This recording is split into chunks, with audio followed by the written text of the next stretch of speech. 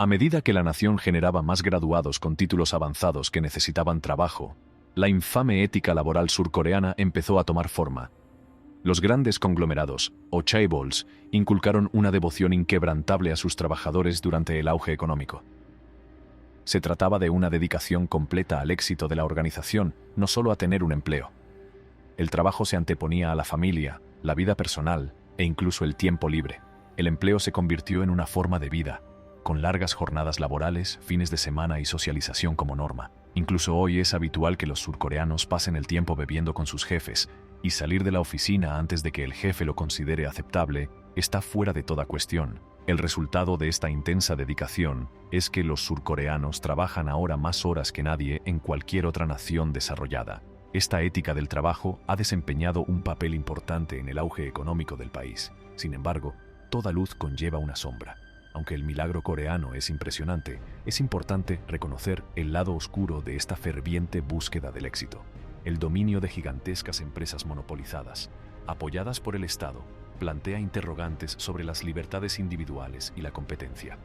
Además, la presión para ajustarse a las expectativas de la sociedad y el sacrificio del tiempo personal pueden hacer mella en el bienestar mental y físico. Así pues, aunque la receta del éxito de Corea del Sur parece notable, conlleva sus propias complejidades.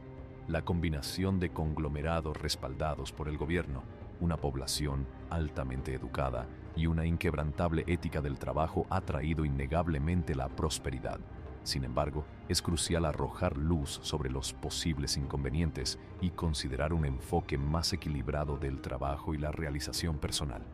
En Corea del Sur, el éxito de los chaebols, grandes conglomerados, ha dado lugar a una paradoja singular. Aunque estas empresas contribuyen significativamente al PIB del país, solo proporcionan un pequeño porcentaje de puestos de trabajo. Se han convertido en expertas en hacer crecer sus negocios sin contratar personal adicional, lo que les ahorra dinero, pero limita las oportunidades de empleo. Esto es preocupante porque los empleos prestigiosos y bien pagados se concentran sobre todo en estas empresas chaebol. Como consecuencia, existe una feroz competencia entre los licenciados universitarios que aspiran a trabajar para estas empresas. Sin embargo, el sistema educativo de Corea del Sur ha creado un excedente de personas altamente cualificadas, lo que dificulta enormemente que los licenciados encuentren empleos adecuados. Sorprendentemente, los licenciados universitarios de Corea del Sur se enfrentan a tasas de desempleo más elevadas que los no titulados, un fenómeno inaudito en otras partes del mundo. El gobierno ha puesto en marcha incluso programas para ayudar a los jóvenes con estudios a encontrar trabajo en el extranjero para evitar que caigan en la pobreza. La raíz de este problema radica en la obsesión de Corea del Sur por el éxito y la educación. El sistema educativo del país se ha convertido en el más competitivo del mundo, e incluso los niños pequeños tienen que esforzarse increíblemente para mantenerse al día.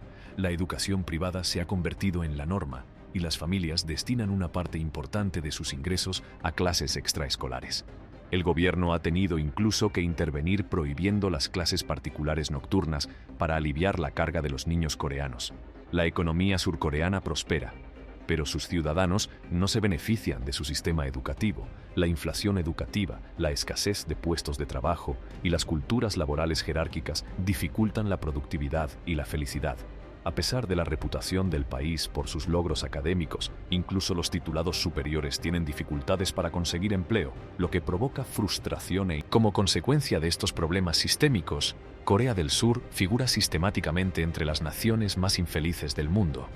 La presión social para adaptarse a la intensa cultura laboral, unida a una difícil situación económica, ha hecho mella en la salud mental de la población. Resulta alarmante que Corea del Sur haya registrado el mayor número de suicidios per cápita de las 2 últimas décadas, lo que pone de manifiesto la gravedad de esta crisis. Consciente de la urgencia y gravedad de la situación, el gobierno surcoreano ha puesto en marcha iniciativas para abordar estos problemas y propiciar el cambio. Sin embargo, los avances han sido lentos y carecen de resultados tangibles. La raíz del problema radica en la dificultad de desmantelar un sistema profundamente arraigado. Entidades poderosas, como las grandes corporaciones, conocidas como chaebols, ejercen una gran influencia política y se benefician del actual estado de cosas. Esto hace muy improbable cualquier reforma significativa, perpetuando el ciclo de infelicidad y desempleo. Ahora que Corea del Sur se encuentra en una encrucijada, debe afrontar los retos que plantean su sistema educativo, su mercado laboral y su cultura del trabajo. El impresionante auge económico del pasado puede haber creado empresas que ahora se consideran demasiado grandes para quebrar, lo que obstaculiza los esfuerzos de reforma. La creciente tasa de desempleo juvenil agrava aún más el problema, amenazando la estabilidad de la sociedad. Además, la crisis de salud mental evidenciada por una población profundamente deprimida requiere atención urgente.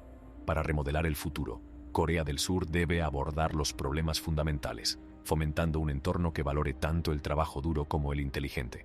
Esto implica promover una cultura laboral más meritocrática que recompense el rendimiento y la innovación en lugar de la lealtad ciega.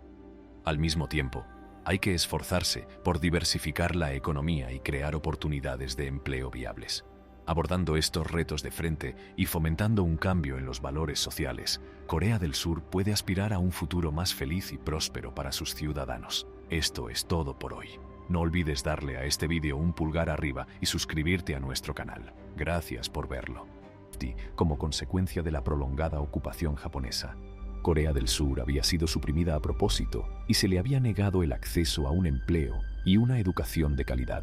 Pero una vez que los japoneses huyeron, la nación se dividió en un sur apoyado por Estados Unidos y un norte apoyado por la Unión Soviética.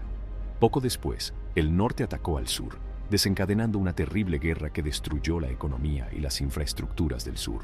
Con una población analfabeta y una economía agrícola en 1953, Corea del Sur estaba condenada a un futuro incierto. Pero esto marcó el comienzo de un notable milagro. El notable ascenso económico de Corea fue posible gracias a tres elementos importantes. En primer lugar, el gobierno coreano tomó la audaz decisión de pasar de la agricultura a la industria a principios de los años 60.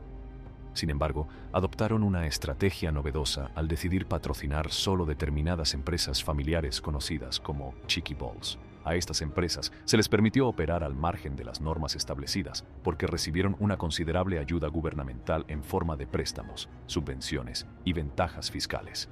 A cambio, proporcionaban al gobierno el desarrollo económico necesario y aumentaban considerablemente sus operaciones internacionales.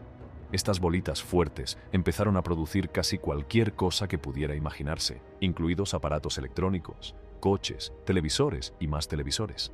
Estas empresas necesitaban una mano de obra considerable a medida que se convertían en gigantes mundiales. Necesitaban personas altamente cualificadas, como ingenieros, gestores y contables, debido a la complejidad de sus productos tecnológicos y cadenas de suministro. El gobierno coreano se propuso ofrecer a sus ciudadanos una educación de primera categoría que les preparara para estas profesiones tras darse cuenta de su necesidad. El deseo de educación despegó entonces. El gobierno apoyó decididamente a los colegios y universidades, fomentando una mano de obra bien formada. El milagro coreano se produjo gracias a esta asombrosa combinación de fuerte apoyo gubernamental, empresas inventivas y una ciudadanía altamente educada. La evolución de Corea del Sur desde un desierto de gente inculta a un país próspero con empresas de fama internacional es una historia de resistencia, inventiva y tenacidad asombrosa. Corea tuvo un auge educativo sin precedentes después de la guerra, a una escala nunca vista. Tras su independencia, el gobierno de Corea del Sur abrió la educación a todos los ciudadanos y promovió la idea de que obtener un título universitario era necesario para triunfar en la vida. Corea del Sur alcanzó un estatus educativo mundial en solo unas décadas, con más de 2/3 de los jóvenes obteniendo un título universitario gracias al éxito de las tácticas de captación de universitarios.